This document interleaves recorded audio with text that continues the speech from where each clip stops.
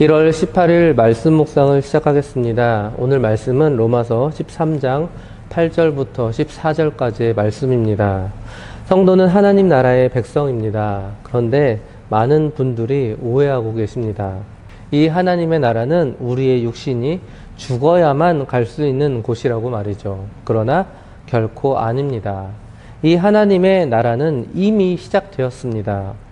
아직 완성된 하나님의 나라는 아니지만 우리가 지금 땅을 딛고 있는 이 세상이 바로 하나님의 나라입니다. 그래서 지금을 살아갈 때 우리는 하나님 나라의 백성으로서의 삶을 살아야 합니다. 또한 한편으로 우리는 세상을 살아가는 시민으로서 세상 권세에 대하여 순종하며 의무를 다하며 살아야 합니다. 세상에 동화되지 않은 모습으로 세상 가운데 들어가서 빛과 소금의 역할을 잘 감당하며 살아야 합니다. 이 말씀이 바로 어제의 본문이었고요. 그리고 더욱더 구체적으로 오늘 본문은 하나님의 나라를 살고 있는 성도 개개인이 이웃과의 관계 속에서 어떻게 살아야 하는지를 말씀해 줍니다. 오늘 본문을 자세히 살펴보도록 하겠습니다. 8절입니다. 피차 사랑의 빚 외에는 아무에게든지 아무 빚도 지지 말라. 남을 사랑하는 자는 율법을 다 이루었느니라. 사랑의 빚 외에는 우리는 사랑을 빚진 자들입니다. 사랑이란 예수 그리스도를 믿는 성도라면 반드시 지불해야만 하는 빚입니다. 그렇다면 우리는 누구에게 사랑이라는 빚을 졌을까요? 바로 예수님께 빚을 졌습니다. 예수님은 우리의 모든 죄를 탕감해 주셨기 때문입니다. 그래서 우리는 이 사랑의 빚을 갚아야 합니다. 이번 주 주보 신앙 에세이 칼럼에 오늘 본문을 실었습니다. 세상에는 공짜가 없다라는 것이죠. 그래서 예수님의 그 은혜도 사실 공짜가 아니다라는 것입니다. 반드시 우리가 갚아야 할 빚이라는 것이죠. 그런데 이 빚은 갚아도 절대로 다 갚음이 없는, 끝이 없는 그런 영원한 부채라는 것입니다. 실제로 우리는 이 사랑의 빚을 절대로 다 갚을 수 없을 정도로 예수 그리스도로부터 엄청난 그런 은혜의 빚을 졌다라는 것이죠. 그렇다면 우리는 이 사랑의 빚을 누구에게 갚아야 할까요? 아무에게든지, 즉 세상에 존재하는 모든 사람들에게 갚아야 합니다. 그리고 우리는 이 세상의 모든 자들에게 사랑의 빚 말고는 어떠한 부담도 주지 말아야 할 것입니다. 사랑하는 자는 율법을 다 이루었느니라. 사랑을 하면 율법을 이룬 것입니다. 바울은 절대로 율법을 무시하는 사람이 아니었습니다. 오히려 율법을 중요하게 생각하는 그런 사람이었습니다. 이 율법의 최종 목적이 바로 사랑입니다. 왜냐하면 모세가 시내산에서 하나님으로부터 받은 이 10계명의 완성이 바로 사랑이었기 때문입니다. 9절입니다. 간음하지 말라, 살인하지 말라, 도둑질하지 말라, 탐내지 말라 한 것과 그 외에 다른 계명이 있을지라도 내 이웃을 내 자신과 같이 사랑하라 하신 그 말씀 가운데 다 들었느니라. 바울은 이 율법의 예로 10계명을 들었습니다. 왜냐하면 이 유대인들에게 있어서 가장 중요한 율법 조항이 바로 10계명이었기 때문이죠. 그리고 이 바울은 이 중에서 사랑과 관련된 이 4계명을 언급하면서 사랑이 율법의 완성임을 증명해 주고 있습니다. 내 이웃을 내 자신과 같이 사랑하라. 이 말씀은 레위기서 19장 18절인데요. 제가 읽어드리도록 하겠습니다. 원수를 갚지 말며 동포를 원망하지 말며 내 이웃 사랑하기를 내 자신과 같이 사랑하라. 나는 여호와이니라. 바울은 레위기서 19장 18절을 인용하면서 사랑이 이웃 관계에 있어서 가장 중요하고 또 율법의 핵심이고 완성임을 명백하게 다시 한번 말해주고 있었습니다. 10절입니다. 사랑은 이웃에게 악을 행하지 아니하나니 그러므로 사랑은 율법의 완성이니라. 사랑은 율법의 완성이니라. 예수님께서 마태복음에서 이런 말씀을 하셨는데요. 마태복음 5장 17절을 보면 내가 율법이나 선지자를 폐하러 온 줄로 생각하지 말라. 폐하러 온 것이 아니요 완성하게 하려 함이라. 율법의 완성은 사랑이고 그 사랑을 온전히 행하신 분이 바로 예수 그리스도이십니다. 우리는 예수 그리스도를 닮아가도록 노력해야 하고 그분처럼 사랑을 실천해야 합니다. 그래야 세상은 우리를 통해서 예수 그리스도를 바라볼 수 있기 때문입니다. 우리는 가끔 이런 핑계를 대곤 합니다. 이 육신의 한계를 핑계 삼아서 우리는 절대로 하나님처럼 될 수 없어. 그렇기 때문에 신앙생활을 할 때 절대로 사람 보고 하지 말고 오직 하나님만 바라봐야 해 라고 말을 하곤 하죠. 맞는 말이죠. 맞는 말입니다. 하지만 그렇다고 100% 정답은 아닙니다. 하나님은 이 보이지 않으신 분이시기 때문에 이 보이시는 예수님을 우리 곁에 보내주셨습니다. 그리고 예수님은 먼저 사랑을 실천하심을 통해서 우리에게 본을 보여주셨습니다. 우리의 역할은 그 사랑을 실천하는 것입니다. 그래서 세상이 우리를 통해서 예수님을 볼 수 있고 세상이 우리를 통해서 하나님을 볼 수 있도록 해야 합니다.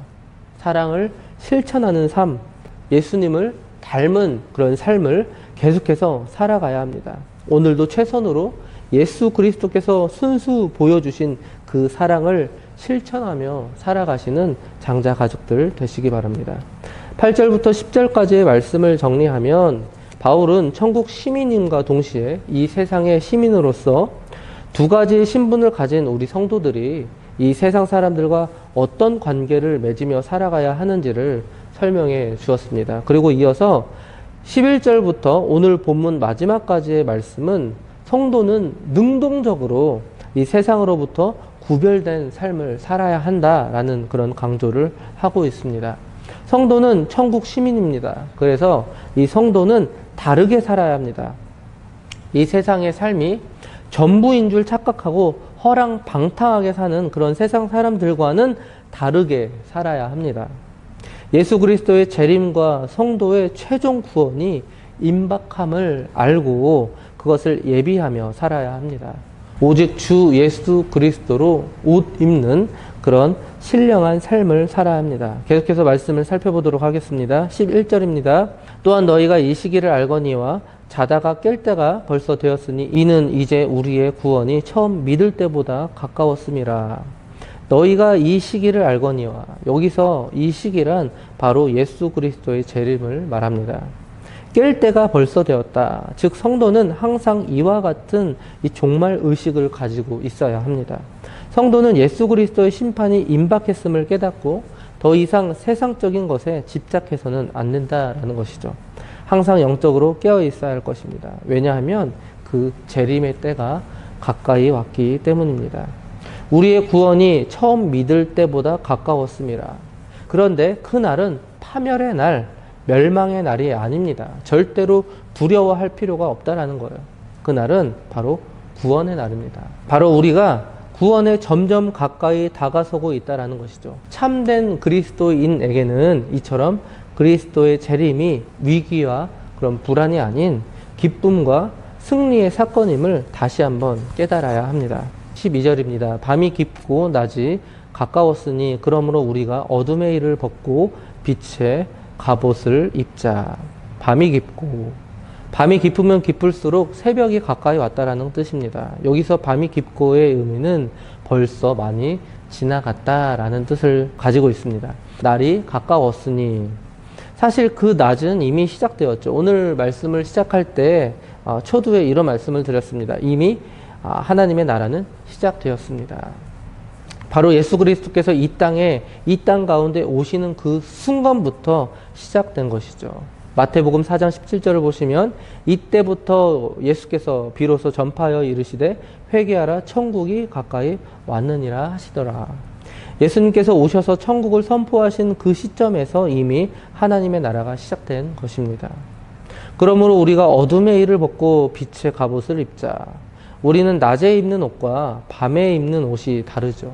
즉 지금 벗어야 할 것과 새로 입어야 할 것을 오늘 본문은 말하고 있는 것입니다. 낮이 가까이 왔기에 어둠의 일을 벗고 빛의 갑옷을 입어야 한다는 것입니다.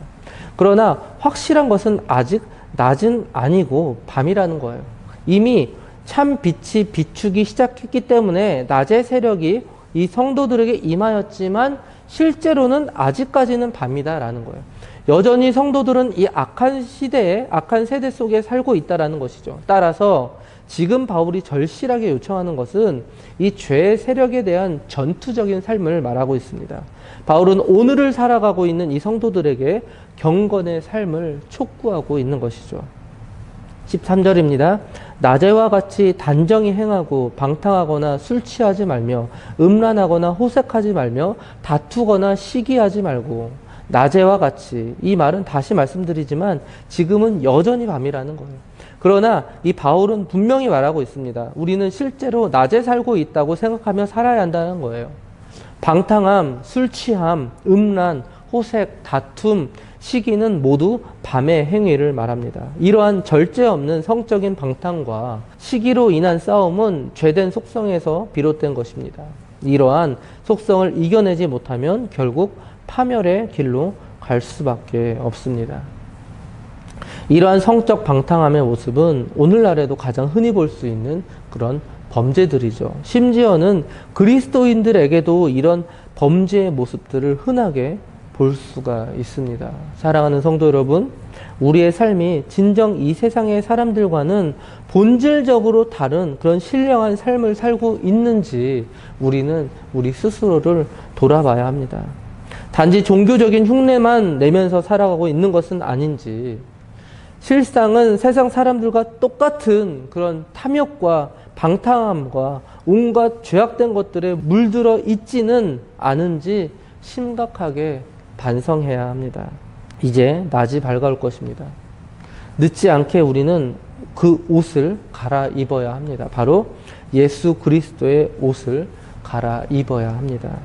마지막 14절입니다. 오직 주 예수 그리스도로 옷 입고 정욕을 위하여 육신의 일을 도모하지 말라. 성도에게 요구된 삶은 바로 오직 주 예수로 옷 입는 것입니다. 죄악의 유혹을 이기는 유일한 길은 바로 이 예수 그리스도와 영적으로 연합하여서 예수 그리스도의 성품을 입고 그리스도만을 바라보고 앞으로 나아가는 것입니다. 말씀을 마무리하겠습니다. 사랑하는 성도 여러분, 하나님의 나라는 시작되었지만 아직은 완성되지 않았습니다. 낮이 가까이 왔지만 아직은 밤입니다. 우리는 이 과도기 속에서 잘 살아야 합니다. 세상 속에 들어가서 살아야 하지만 세상과 구별되게 살아야 합니다. 다른 사람들은 아직 세상의 정욕으로 물든 옷을 입고 있지만 우리는 그리스도로 옷을 갈아입어야 합니다. 이 삶은 결코 쉽지 않습니다. 하지만 쉬우면 재미가 없지 않습니까? 그리고 쉬우면 사실 진리의 길도 아닐 것입니다. 쉽지 않은 이 길을 우리는 오늘도 걸어야 합니다. 하지만 분명한 것은 힘들지만, 그리고 때로는 고통이 따르지만 그 힘듦과 그 고통을 덮고도 남는 그런 은혜가 우리의 걸음걸음 위에 넘친다라는 것이죠. 오직 그 감사함과 기쁨으로 오늘도 이 길을 묵묵히 걸어가시는 저와 장자 가족들 되시기 바랍니다.